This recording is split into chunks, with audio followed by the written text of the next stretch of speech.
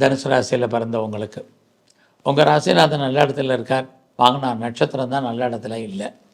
அப்படி நட்சத்திர சாரம் பெற்ற கிரகம் யாருன்னு பார்த்தீங்கன்னா செவ்வாய் 7ல் இருக்கார். அப்போ உங்களுக்கு புதுசாக இந்த வாரம் லவ் அஃபேருக்கான பாசிபிலிட்டிஸ் உண்டு. ஏற்கனவே உங்களுக்கு லவ் இருந்ததுன்னா உங்களுக்கு ஏதோ ஒரு விதத்தில் லவ் சக்ஸஸ் ஆகிறதுக்கான வாய்ப்பு நிறையா இருக்குது. இந்த வாரத்தில் உங்களுடைய பொருளாதார நிலைகள் நீங்கள் கடன் வாங்காமல் இருந்தாலே போதுமானது. அப்படி தான் கிரக நிலைகள் இருக்குது. உங்களுடைய சர்வீஸ் எப்படி இருக்குதுன்னு பார்க்குறோம். உங்களுடைய சர்வீஸ்க்குரிய கிரகம் ஓரளவுக்கு நல்லா இருக்கார்.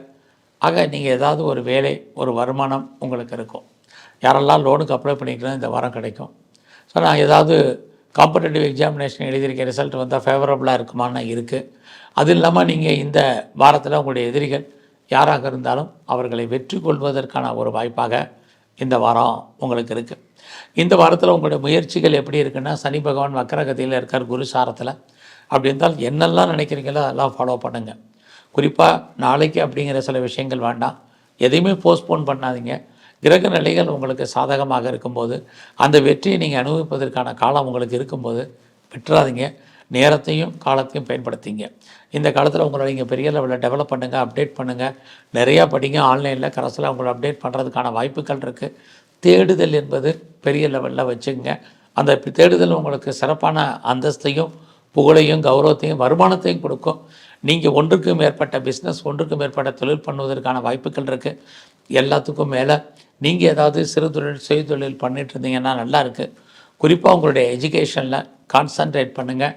இந்த வாரத்தில் அம்மாவுடைய ஹெல்த் கண்டிஷன்லேயே நீங்கள் கவனம் செலுத்தணும். இது ரொம்ப முக்கியமான விஷயம்.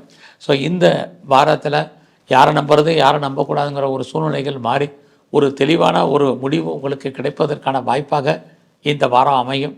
இந்த வாரத்தில் உங்களுடைய பெண் நண்பர்களால் உங்களுக்கு மகிழ்ச்சி சந்தோஷம் இருக்குது. உங்களுக்கு அக்கா இருக்காங்கன்னா மூத்த சகோதரிகளால் உங்களுக்கு நல்லதொரு நட்பலன்கள் ஏற்படும். இதெல்லாமே இந்த வாரம் உங்களுக்கு உண்டு. ஸோ இந்த வாரத்தில் நீங்கள் ஏதாவது ப்ரொடக்ஷன் சார்ந்த துறைகள் இருந்தீங்கன்னா உங்களுடைய உற்பத்திக்கு தந்த சேல்ஸ் இருக்க ஓரளவுக்கு ப்ராஃபிட்டும் கிடைக்கும். நீங்கள் பெரிய லெவலில் ஷேர்ஸில் இன்வெஸ்ட்மெண்ட் பண்ணணும், அதாவது ட்ரேடிங் பண்ணணும், ஆன்லைன் பிஸ்னஸ் பண்ணணும்னு நினைக்கிறவங்க நார்மல் இன்வெஸ்ட்மெண்ட்டே பண்ணுங்கள்.